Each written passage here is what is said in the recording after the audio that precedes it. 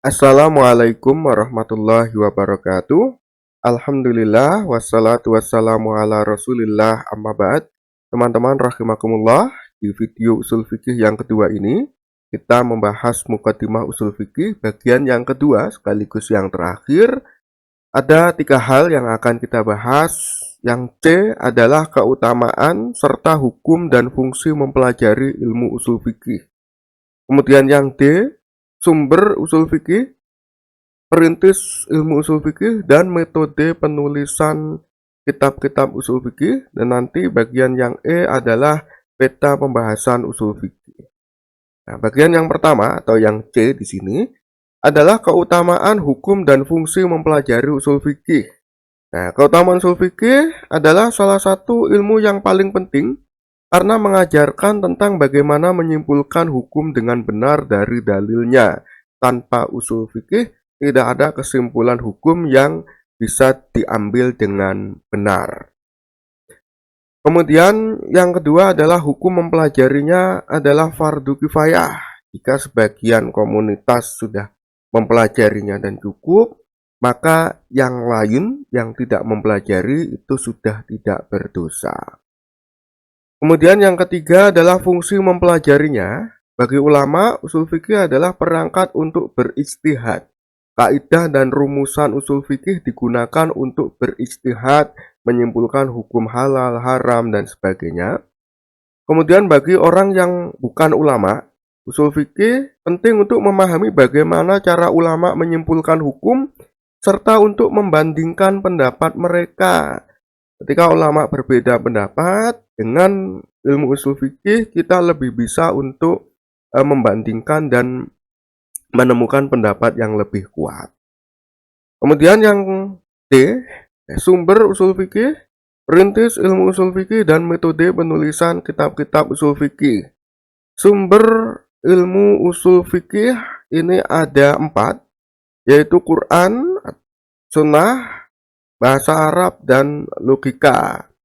Nah, contoh dari ayat dan hadis atau Quran dan Sunnah adalah firman Allah, maka hendaklah orang-orang yang menyalahi perintah Rasul takut akan ditimpa cobaan atau ditimpa azab yang pedih. Orang yang tidak menjalankan perintah itu bisa diberi hukuman, maka dengan kata lain, hukum asal perintah itu adalah wajib karena yang tidak melaksanakan akan dihukum. Kemudian sabda Rasul, Anda tidak akan memberatkan umatku, pasti aku perintahkan mereka bersiwak setiap akan sholat. Rasul menyadari bahwa hukum asal perintah adalah wajib. Kalau sampai beliau memerintahkan untuk bersiwak, maka siwak akan menjadi wajib dan memberatkan umat. Maka beliau tidak sampai memerintahkan, tetapi hanya menganjurkannya. Di ayat atau hadis ini menjadi sumber dari kaidah usul fikih yang berbunyi hukum asal perintah adalah wajib. Karena orang yang menyalahi perintah itu bisa ditimpa hukuman. Kemudian Rasul tidak tega untuk memerintahkan siwak karena akan memberatkan, sebab hukum asal perintah beliau adalah wajib.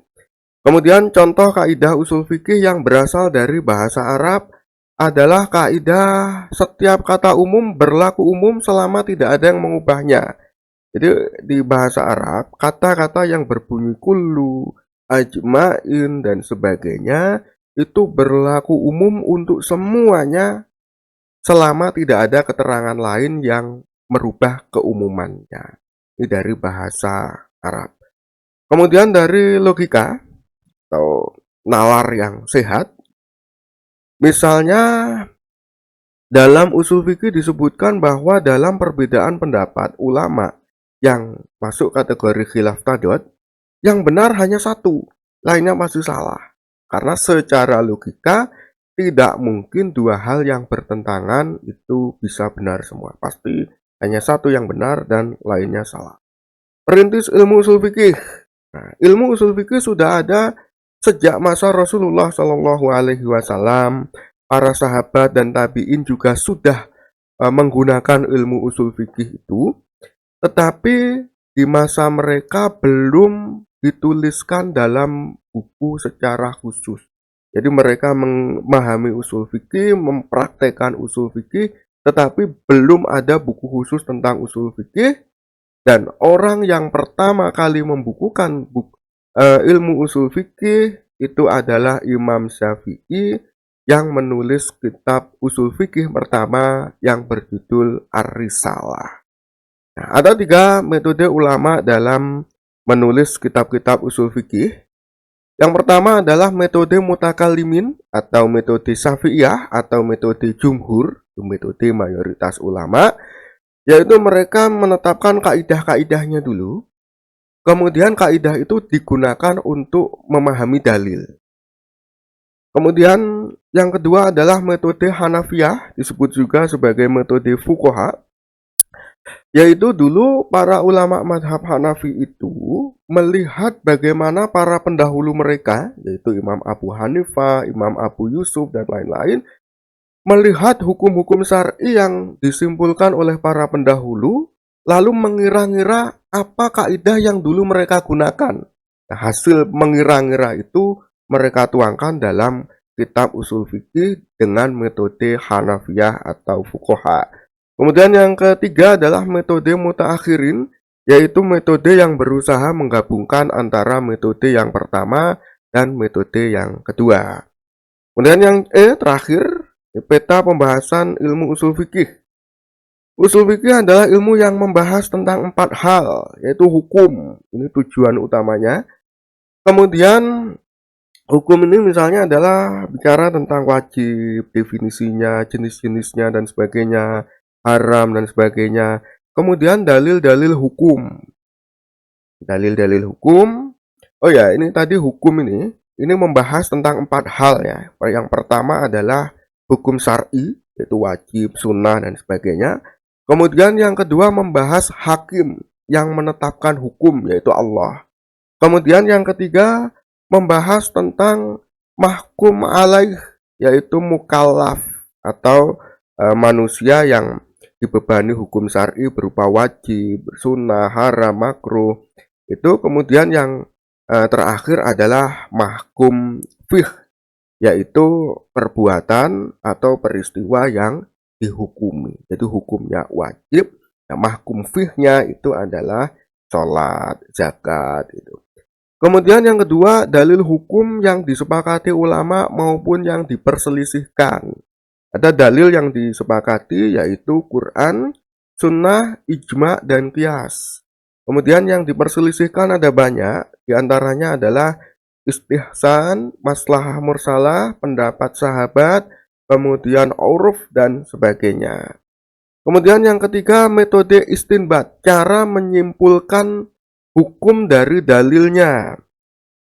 Ini ada 3 pembahasan. Yang pertama adalah maqasid syariah, tujuan-tujuan syariat Islam. Kemudian yang kedua adalah ta'arud bainal adillah, bagaimana menyikapi hadis-hadis yang kelihatan sahih tapi isinya juga kelihatan saling bertentangan. Kemudian yang ketiga adalah nalar bahasa Arab. Nalar bahasa Arab tentang perintah, larangan, kata umum, kata khusus, dan sebagainya. Nalar bahasa atau pembahasan bahasa ini sebagian ulama mengatakan 2/3 ilmu usul fikih. Kemudian yang keempat adalah proses ijtihad atau upaya menyimpulkan hukum dari dalilnya. Ini nanti akan membahas tentang ijtihad, kemudian ada namanya ittiba dan taklid. Nah, terima kasih sudah menyimak, semoga bermanfaat. Silahkan tulis apapun di kolom komentar atau juga bisa diputar lagi videonya barangkali ada yang kurang dipahami.